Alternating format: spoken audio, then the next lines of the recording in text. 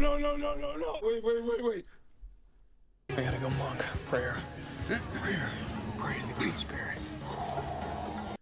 Alright, so welcome everyone to video 1 of building a Teardrop trailer. I'm capturing this process to, and hopefully, inspire other folks who want to build a teardrop or trailer of their own to just jump in and do it. You can do it! You can do it! Talking about it for years, and I finally pulled the trigger. Now we're gonna jump into the let's bring this down. Now we're gonna jump into the time lapse of the video. So this is gonna be working on the trailer a little bit today and removing some rust. So let's jump in, and here we go.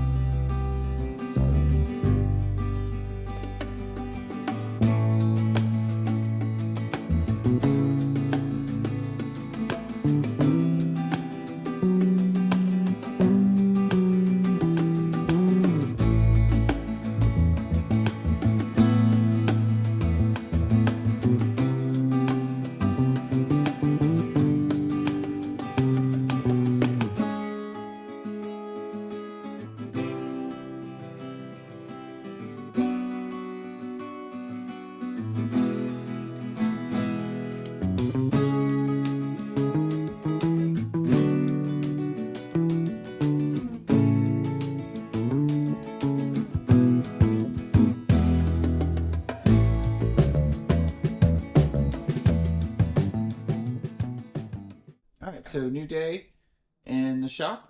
Status update. I mistakenly forgot to check and make sure that the camera wasn't full or actually still recording when I was working on it last. So there's a bit of time-lapse content that is missing, but I'll throw some fun clips.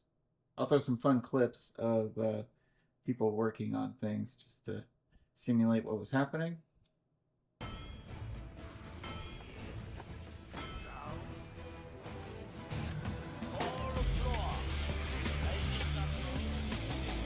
Cool. All right, so all of the metal bars are, the upper supports are cleaned. You know, there's little spots here and there, but not done. But overall, I have the trailer top finished. Now I'm going to begin working on the floor of it. As you can see, there's this coating that I need to get off, and the angle grinder really wasn't doing it. So I want to start fresh. I want to start clean. And then I've obviously got to do the sides, the bottom, a lot of flat pieces. And so I went to Harbor Freight, my favorite store, and got what they call a Today, Junior! variable speed surface conditioning tool. And evidently this thing has a big spinning metal wheel that's better for flat surfaces. I'm not sure if the metal one, like the metal little strands, is better, or if this stripping material is good. I'm going to try this out, see how it goes. If I need to go back, I'll go back and get that. But they were sold out of the metal one, otherwise I would have just gotten it. But we'll see how that goes. So you'll be seeing that in this video. Cue the time lapse.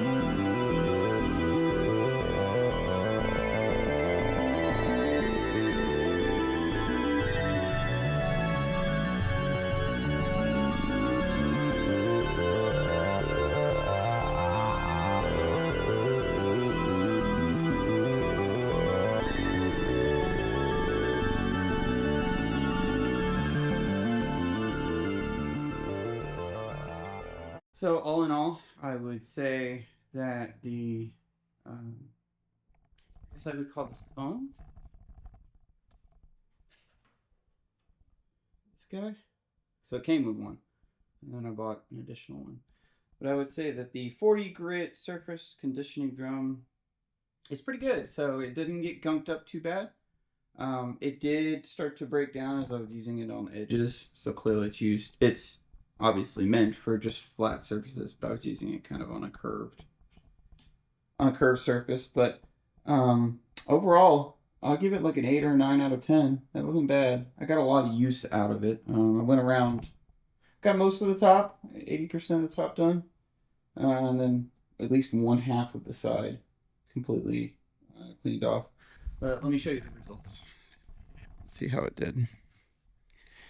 So I did most of the front, looking good. I would love to know, no idea as far as ownership of this trailer. There's no title for it. The guy who sold it to me was not the first owner. I would love to know who RCP is. Your welding, pretty good. Like, I mean, I'm not a welder, so it's like I can't judge you too badly. But overall, like as rusted as things are and as old as this trailer is, things are still strong and holding together. You know how these hinges right here, they were welded on, rusted, but I'm still having a bear of a time getting them off. I'm just gonna cut them. But I used a hammer to kind of get a gap so I can get the cutting wheel in there. But anyways, front is looking pretty darn good. Nice. Yeah, boy. Nice and clean. I'm obviously going to take this off and replace it with that guy right there. I'll do a whole video on him. Very excited about that. It'll be a lot better than this old thing. Sides, I got the side that I did. I got it to where I didn't get it clean, but I think that, you know, getting whatever coating that was put on this thing off is going to make it to where my coating, well, hell, I don't even know what they used, but maybe it's the same thing, maybe not, but I want this to stick, and I want this to have the best chance of turning out clean, nice, not rusting, because like even with the material, the coating that they put on it, there was surface rust, and then it was pitting in. So like, where is it? Like right here. So you can see that it's getting pitted into it, and even though it was coated, it's still getting through. So either they didn't do good prep, the surface coating was failing, I'm not sure, but the rust was on top of the coating. So in my opinion, it needed to go. So but like this back part where I first started and the drum was brand new, man, it really went to town. I started obviously a little aggressive here. I'm not shooting for clean. I'm just shooting for a nice smooth material, free of clunks of material and rust, obviously. And so giving this the best chance it has to coat. I haven't wiped this down. It's just been blown off. But I would assume once I gave it a good wipe down, this is going to look pretty good before I paint.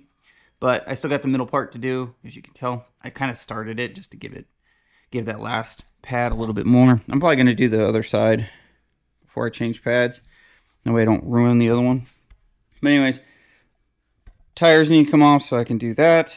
I do have plans to replace all the driving parts. So I think I might keep the axle itself. I'll have to look at that and see. But hubs for sure. Definitely getting new hubs, new bearings, new leaf springs. Definitely want to do that. And then new tires and rims. And so if the axle's good to save, cool. If not, I'll just order one. They're not terribly expensive. And then that way I can be rest assured the underside is nice and good. Oh, and then the tire guards on top. So the wheel wells, I want to order new ones. I think I'm going to go square instead of the rounded ones. I like the look of those. Plus you can step on it. So it kind of provides a step. But next recording from here is going to be more time lapse of me getting the surface material off. And then I think at that point I'm ready to start working on either roughing out the top to get the doors and hatch in, or door, and I still haven't decided.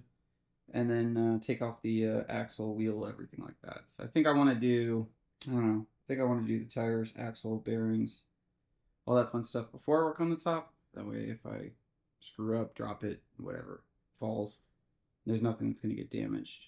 It's been installed on the trailer itself. So, all right. Well, I'm going to go sign off from here, but thanks for watching. I appreciate it. Hopefully you get some enjoyment like I do out of watching these type of videos. Something that I wanted to call out, shout out, highlight, my inspiration for starting this. So there's Wild Homestead. Love that show. Love that series on YouTube. All this is YouTube, I guess, but I love that series. I wish I could, I if life was different, I wish I could go out in the boonies, start a cabin like he did, and build it up from there. But I love my house. I love the area I live in. I love my shop that got built up. So I'm kind of working with what I got, and obviously on a budget. But I wanna give a shout out to that. I also follow ODS. Love that. Love that series. Love that show. On YouTube as well. Good stuff. What else do I follow? Oh, Project Camp. They're down south in South America, but they do lots of woodworking, lots of projects, building things using scavenged parts, which is a lot of the ways I'm kind of trying to do this trailer. But love that series as well. Is there anything else that I want to highlight? Those are my big ones. Follow every week.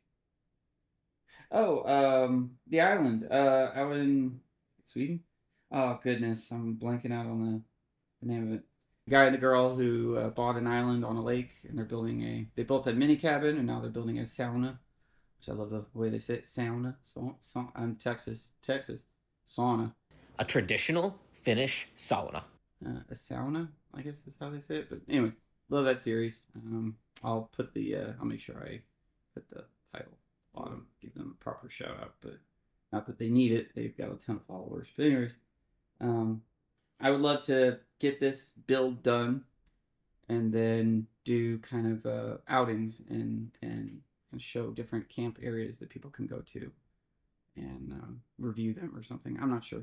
But I want to get out and explore more. And this trailer is going to be what lets me get further, stay longer, do more. So I'm excited about that. Plus, you guys will get to meet my dog Thor, my daughter Sam. They'll be tagging along on a lot of trips. So fun stuff to come. But again, thanks for watching.